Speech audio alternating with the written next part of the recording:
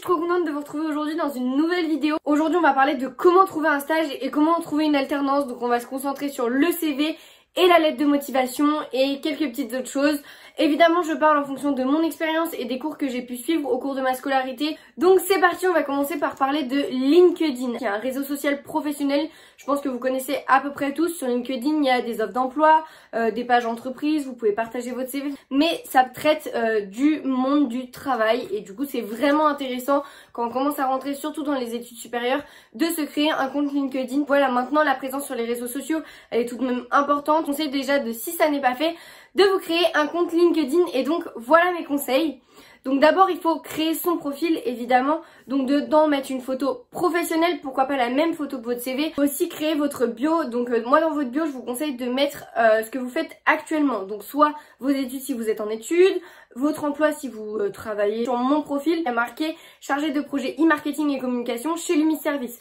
Donc c'est mon alternance, donc il y a le petit logo IUT Tour aussi dans ma bio, mais je mets surtout mon statut. Ensuite la bannière, soit vous mettez une bannière professionnelle, donc par exemple une carte de visite ou quelque chose comme ça, soit vous mettez une image classique qui reste sobre, pas quelque chose, ça peut être un paysage de vacances, enfin tout dépend ce que vous avez envie de transmettre, mais faites quelque chose qui reste quand même professionnel. Donc si vous voulez des photos sans droit d'image, je vous conseille 3 sites. Donc il y a Pixabay, Unsplash et FreePic. Donc voilà, c'est des photos où vous pouvez vous servir.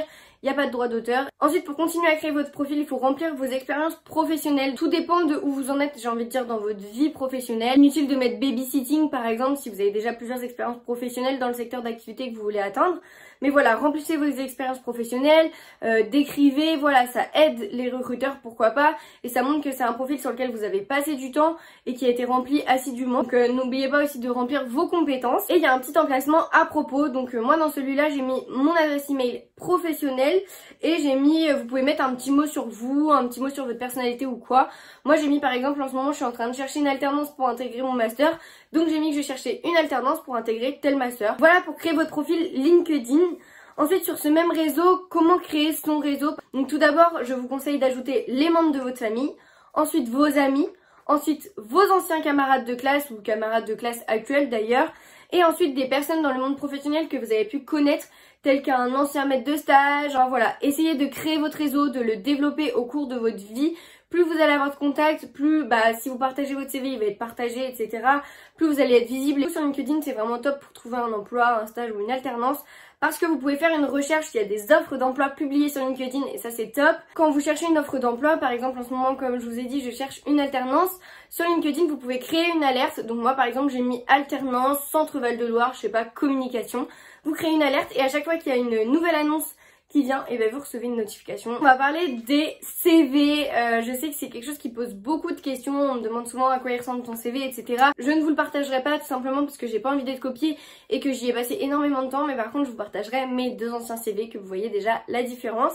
Donc, sur un CV, pour les métiers qui sont visuels, donc dans la communication, dans le marketing, dans le graphisme, évitez les modèles, surtout pas, ça va être très mal pris, ça montre pas que vous savez faire des choses, donc surtout évitez les modèles. Après si vous êtes dans des tafs un petit peu plus, pas classiques, mais un peu plus sur le terrain, où on ne demande pas forcément de créativité ou quoi, un modèle ça fera très bien l'affaire. J'utilise l'outil Canva. Il y a des modèles que vous pouvez utiliser, des modèles de CV selon le secteur d'activité et tout.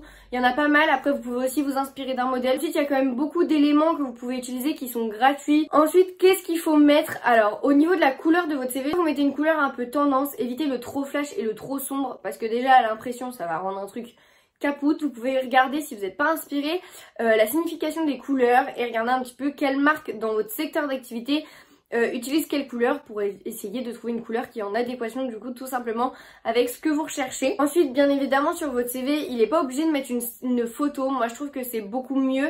Donc si vous mettez une photo, choisissez une photo professionnelle encore une fois avec un décor soft, une photo de vous avec un sourire, bien habillé. Qu'est-ce qu'il faut mettre d'autre dans son CV? Il faut mettre ses expériences professionnelles, ses compétences, donc par exemple sur les logiciels etc, votre niveau de langue, ne vous contentez pas de mettre anglais, espagnol, essayez de mettre par des points, par des croix, ou alors niveau A1, B1, B2, je ne sais pas, mais quantifiez entre guillemets votre niveau parce que ça peut jouer et c'est plus simple pour le recruteur de savoir à qui il a affaire. Remplissez vos passions ou activités extrascolaires parce que c'est vraiment ce qui va faire la différence. Si vous avez les mêmes études que Jean-Jacques qui vient au même entretien, si vous faites tel sport, peut-être que ça va plus toucher le recruteur, ou alors il va voir que vous êtes sportif mais que l'autre fait rien de sa vie. Voilà, c'est vraiment important de mettre aussi votre personnalité. On emploie quelqu'un pour ses compétences professionnelles mais aussi pour sa personne. Alors pour vos expériences professionnelles, si vous débutez, que vous avez très peu d'expérience, n'hésitez pas à tout mettre. Une journée vendeuse de légumes, babysitting, mettez tout. Par contre, si vous commencez à monter un peu dans les études et que vous avez de plus en plus d'expériences professionnelles plus sérieuses, des contrats plus longs, des alternances, etc. Vous avez les choses qui peuvent paraître un petit peu futiles pour que ça fasse un petit peu plus sérieux et du coup mettez en avant vraiment les expériences professionnelles qui le méritent. Ensuite, juste un petit point qui est important et que j'ai beaucoup appris pendant ma scolarité, c'est de mettre vos expériences professionnelles du plus récent au plus vieux. Donc moi par exemple, je vais pas commencer sur mon CV mes formations par bac ES, je vais commencer par licence professionnelle Matic. Commencez par ce qui est le plus récent parce que c'est tout simplement ce qu'ils vont le plus regarder et ce qui va le plus les intéresser.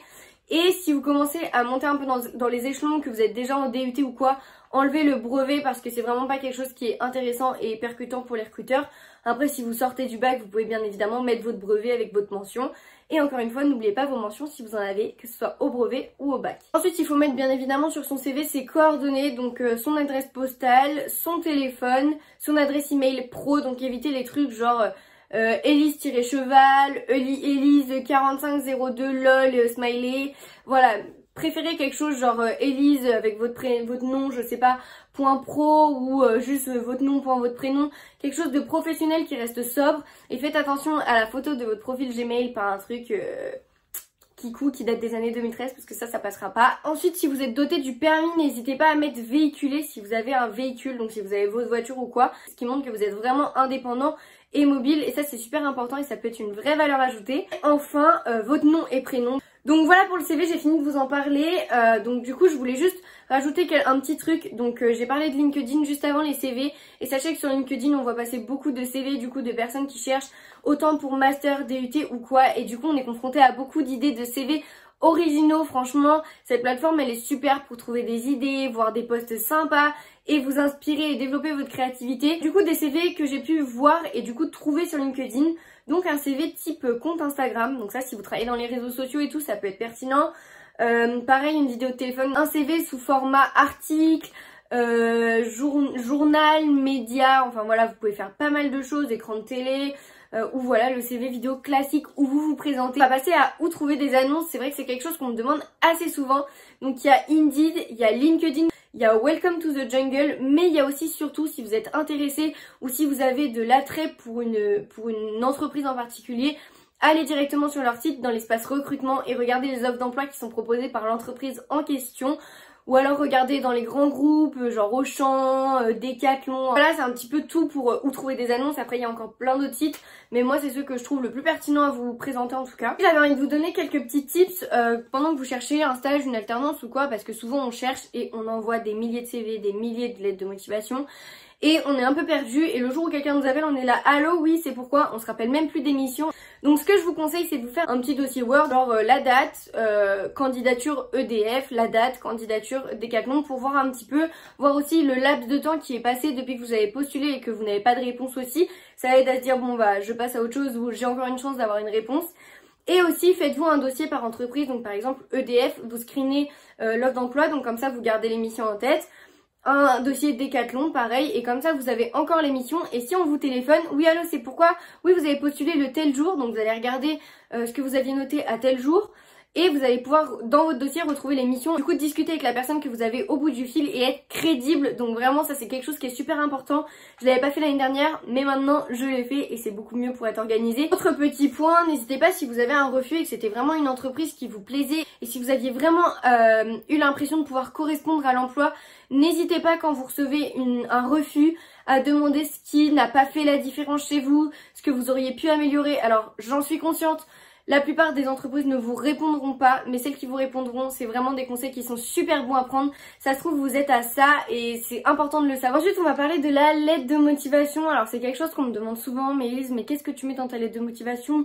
Comment tu formules? J'arrive pas à faire un truc bien et tout. Donc, je vais vous donner mes quelques conseils. Donc, déjà, dans une lettre de motivation, il faut être conscient qu'il y a plusieurs parties.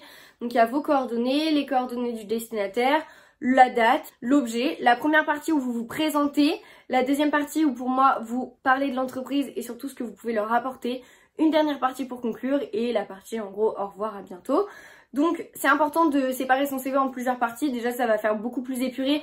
Ne faites pas un texte long comme ça sera pas lu. Et il faut accrocher dès le début de votre lettre de motivation, ils en reçoivent des milliers. Donc un petit tips, ne commencez pas votre lettre de motivation par actuellement étudiante en licence pro-matique. Parce que tout le monde va mettre actuellement étudiant en DUT, actuellement étudiant en machin. Et quand ils voient ça, ils disent ok, ça va être la même lettre de motivation que les autres. Et ça donne pas envie de se dire tiens, elle a commencé différemment que les autres.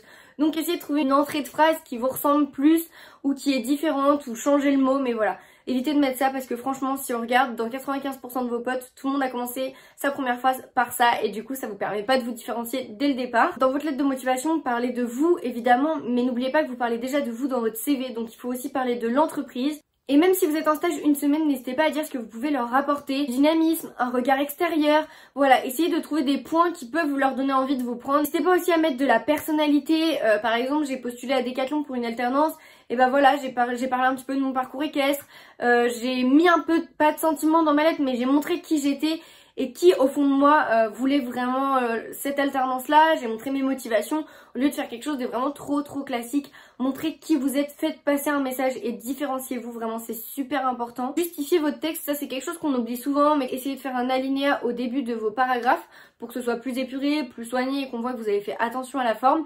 Et maintenant on va passer à la dernière partie de cette vidéo dont on parle souvent également, c'est l'entretien. Alors pour l'entretien, j'ai quelques conseils, après évidemment demandez aussi à vos professeurs, à vos amis, essayez de vous produire devant vos parents, essayez de leur demander de vous poser des questions, c'est un super entraînement. Donc déjà, soyez vous-même, ne vous inventez pas une personnalité parce que sinon ça ne marchera pas, ça se verra. Donc soyez aussi honnête, n'inventez rien, ne dites pas que vous faites du basket si vous faites du cheval, mais n'inventez surtout rien parce que les employeurs sont très forts pour aller vérifier et vous avez forcément quelque chose pour vous démarquer des autres, même si vous n'avez pas des millions d'expériences professionnelles, vous êtes vous et ça vous démarque déjà beaucoup. Ce que je peux vous dire, c'est un petit peu des questions qui reviennent souvent en entretien et donc du coup qu'il est préférable de préparer avant de se rendre à l'entretien.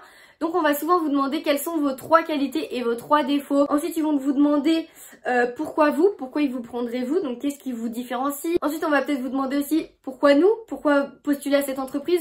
Donc là montrer l'intérêt pour l'entreprise, pour la structure, pour les missions, etc. Et on peut aussi vous demander qu'attendez-vous, ça c'est quelque chose qui revient beaucoup, qu'attendez-vous de nous, qu'attendez-vous de ce stage. Donc ça c'est une question qui est beaucoup posée, qui revient beaucoup en entretien. Donc un autre conseil c'est renseignez-vous bien sur l'entreprise. Un exemple tout bête, sachez écrire le nom de l'entreprise, renseignez-vous sur les services, renseignez-vous sur les produits, renseignez-vous sur la charte graphique, regardez les réseaux sociaux, le site internet, leur actualité, regardez des choses pour pouvoir leur en parler et argumenter votre discours face à eux si vous avez des questions.